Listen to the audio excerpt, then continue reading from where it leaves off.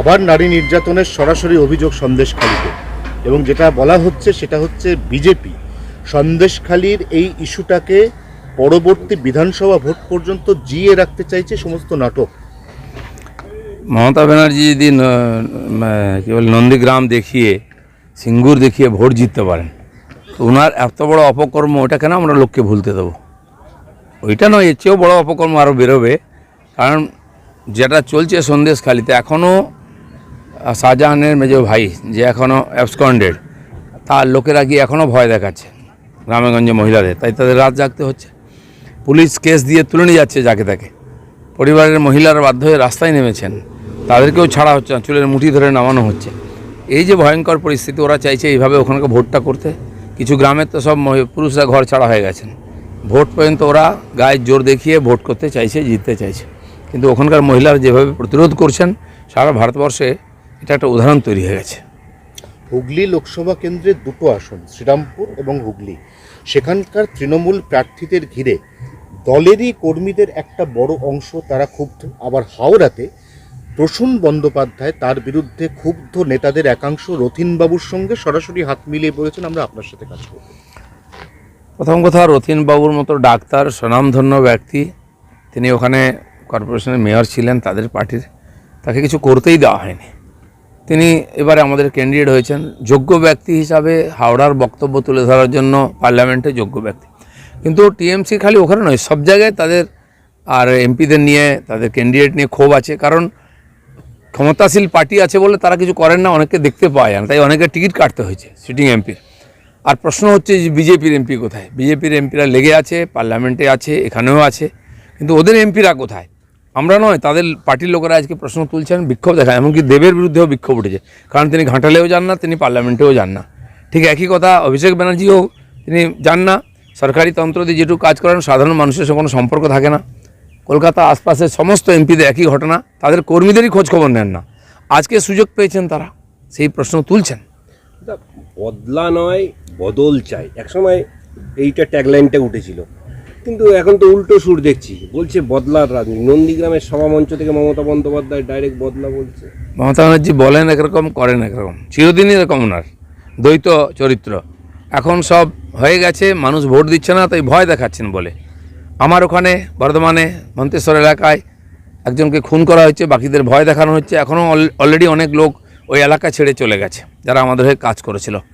তো এই ধরনের ভয়ের পরিবেশ আগের থেকে তৈরি করা হচ্ছে যাতে ভোটটাকে প্রভাবিত করা যায়। কিন্তু আমি বলে দিচ্ছি, লোকে আর ঘুরেও টিএমসির দিকে তাকাবে না।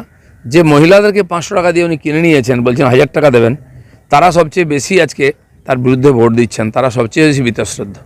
কালকে মমতার পরে আজকে অভিষেক, শুভেন্দুর গড় বলে বারবার ওই জায়গাটাকে টার্গেট করা হচ্ছে, ওখান থেকে ভোট ছিনিয়ে নেওয়ার চেষ্টা।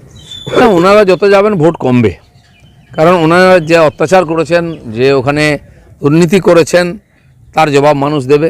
পূর্ব মেদিনীপুরের মানুষ খুবই সচেতন, শিক্ষিত, বুদ্ধিমান মানুষ, তারা ওইসবে আর শুনবেন না। খালি ওখানে নয়, জঙ্গলমহলেও আমি দেখেছি বারবার যেতেন।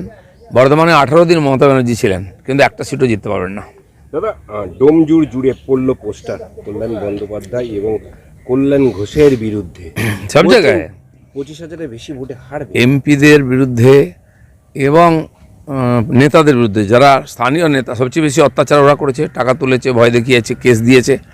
সবচেয়ে বড় যেটা এবারে দেখার বিষয় সেটা হচ্ছে মুসলিম সমাজ, যারা ওদের ব্লক ভোটার ছিলেন, তারা কিন্তু রিভেঞ্জ করেছেন সব জায়গায়। তারা বিজেপিকেও ভোট দেবেন, কিছু লোক জোটকে ভোট দেবেন, তারাই ঠিক করেছেন এবার টিএমসিকে হারাবেন। সেজন্য তাদেরকে বেশি ভয় দেখানো হচ্ছে, কিন্তু কোনো রাস্তা নেই। তারা টিএমসির আসল ডুব বুঝতে পেরেছেন, যেমন কংগ্রেসকে ছেড়ে দিয়েছিলেন, যেমন সিপিএমকে ছেড়ে দিয়েছিলেন, এবারে টিএমসিকে ছেড়ে দেবেন।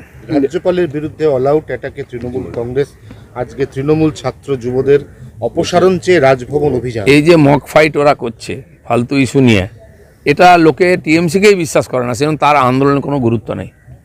ঠিক একই জিনিস সন্দেশখালীতে দেখুন, কোনো পার্টি নেই, কিন্তু স্থানীয় মানুষ যেভাবে এই অন্যায়ের প্রতিবাদে রুখে দাঁড়িয়েছেন, বিশেষ করে মহিলারা, সারা ভারতবর্ষ তাকিয়ে আছে কী ধরনের আলোচনা চর্চা হচ্ছে বাংলা সম্বন্ধে, বসিরহাট সম্বন্ধে, সন্দেশখালী সম্বন্ধে, সারা ভারতবর্ষ, বিশ্বের মিডিয়াতে। এটা আমাদের কাছে খুবই লজ্জার, আমাদের মাথা নত করে দিয়েছে টিএমসি। রাজ্যপালের যে আসন, সেই আসনটা আপনার কি মনে হয় ওনার আপাতত পদত্যাগ করে তদন্তে সাহায্য? দেখুন, টিএমসি কেন, কংগ্রেসও এরকম করেছে, সুপ্রিম কোর্টের জজের বিরুদ্ধে ইমপিচমেন্ট প্রস্তাব নিয়ে এসছে, স্পিকারের বিরুদ্ধে। এরা এই পদগুলোকে একদিন কাজে লাগিয়েছে, যখন কাজে লাগাতে পারছে না তাকে বদনাম করছে, চেষ্টা করছে। রাষ্ট্রপতি, রাজ্যপাল, কাউকে এরা ছাড়েনি। এতে ওদের কিছু যায় আসে না। রাজনীতি এবং সমাজের যে আস্থার কেন্দ্র সেগুলো মানে কালিমালিপ্ত হয়ে যাচ্ছে। দাদা, স্ট্রং রুমের বাড়তি নিরাপত্তা চেয়ে আপনার নির্বাচন কমিশনের দ্বারস্থ কেন? ওখানে যে স্ট্রং রুম রাখা হয়েছে তার মনিটর কোথায় জানা নেই। নিয়ম মতো যেমন সিল করা হয়েছে স্ট্রং রুমে, সেখানে ক্যামেরা লাগার কথা সিসিটিভির, এবং এক জায়গায় একটা মনিটর থাকবে। ভেতরে স্ট্রং রুমের সামনে ওখানে সেন্ট্রাল ফোর্স থাকবে, বাইরে পুলিশ আছে। মনিটর কোথায় খুঁজে পাচ্ছে না আমাদের লোকেরা গিয়ে রাত্রেবেলা, কী হচ্ছে কিছু বোঝা যাচ্ছে না, ভেতরে ঢুকতে দিচ্ছে না। তো সেখানে পাহারাদার ডে অ্যান্ড নাইট সব পার্টির লোকেরা আছে, আমাদেরও একজন করে থাকে, তাদের রেজিস্ট্রেশন আই কার্ড দেওয়া হয়েছে। তো তারা খুঁজে পাচ্ছে না, তাই কমপ্লেন করেছে। তখন আমাদের এজেন্টরা গেছে, গিয়ে দেখছে কোথাও কিছু নেই। তখন এই প্রশ্ন তুলেছি, কথা হয়েছে। তারা বলছে মনিটর সরিয়ে সামনে করবে, কারণ মনিটর থেকেই বোঝা যাবে, কাউকে ভিতরে ঢুকতে দেওয়া হবে না। সেটা ছিল না। শেষ প্রশ্ন, শেখ শাহজাহানের 14 কোটি টাকার জমি বাজেয়াপ্ত 14 কোটি নয়, 200, 250, 300 কোটি টাকা কাছে যে প্রপার্টি চলে গেছে। সেই জমির মধ্যে মাছের ভেড়ি আছে, সাধারণ গরিব লোকের, ওই আদিবাসীদের জমি নিয়ে ভেড়ি করা হয়েছে, নোনা জল ঢুকিয়ে ইটভাটা করা হয়েছে। এরকম বহু প্রপার্টি ছিনিয়ে নেওয়া হয়েছে, সরকারি জমি যা ছিল খাস সব নিয়ে নেওয়া হয়েছে। এবারে এই যে সম্পত্তি, তাতে প্রায় 300 কোটি হয়ে যাবে। আমার মনে হয় মমতা ব্যানার্জিরা বলেছেন যে ইন্ডিয়া জোটে 315 সিট হবে, সেটা তো হওয়ার চান্স নেই, কিন্তু 315 কোটি টাকা শাহজাহানের পার হয়ে যাবে। আর এটাই এবারে ভোটের ইস্যু। এই সন্দেশখালী শুধু বাংলাকে নয়, সারা ভারতবর্ষের মহিলা মর্যাদা হানির বিরুদ্ধে প্রতিবাদের সিম্বল হোক, পরিচয় হোক। সন্দেশখালীর মা বোনদের পাশে আমি নৈতিকভাবে আছি। তারা কি করে না করে জানার দরকার নাই, কোন পার্টিকে ভোট দেবে জানার দরকার নাই, কিন্তু মা বোনদের বেইজ্জত করা, তাদেরকে যৌন শোষণ করার বিরুদ্ধে, তাদের মর্যাদা নিয়ে ছেলে খেলা যারা করেছে তাদের বিরুদ্ধে সন্দেশখালী মা বোনদের যে লড়াই, যে সংগ্রাম, সেই সংগ্রাম ইতিবাচক। সেই সংগ্রামকে আমি নৈতিকভাবে সমর্থন করি। মোদি অস্ত্রেই আসবে সংখ্যাগরিষ্ঠতা, কোনো প্ল্যান বি নেই। বিজেপির এএনআই সাক্ষাৎকারের দাবি অমিত শাহ, এএনআইকে একটা সাক্ষাৎ করেছে। মোদির 400 পার স্লোগান, আর আমরা বলছি मोदी आप सत्ता पे नहीं आओगे इस बार। 400 পার এটা স্বপ্ন, কিন্তু মোদির ক্ষমতা ছাড়া, মোদির ক্ষমতাচ্যুত হওয়া আজকের বাস্তব। इस बार 400 पार सपना है, इस बार मोदी की हार ये सच्चा है। গতকাল মমতা ব্যানার্জি বলেছেন 24 সালে এসে সিবিআই পূর্ব মেদিনীপুরে যারা অভিযুক্ত তাদেরকে গ্রেপ্তারের খেলা সকালে সারাদিন অভিযান করলো, কাউকে পেল না। কি বলবেন?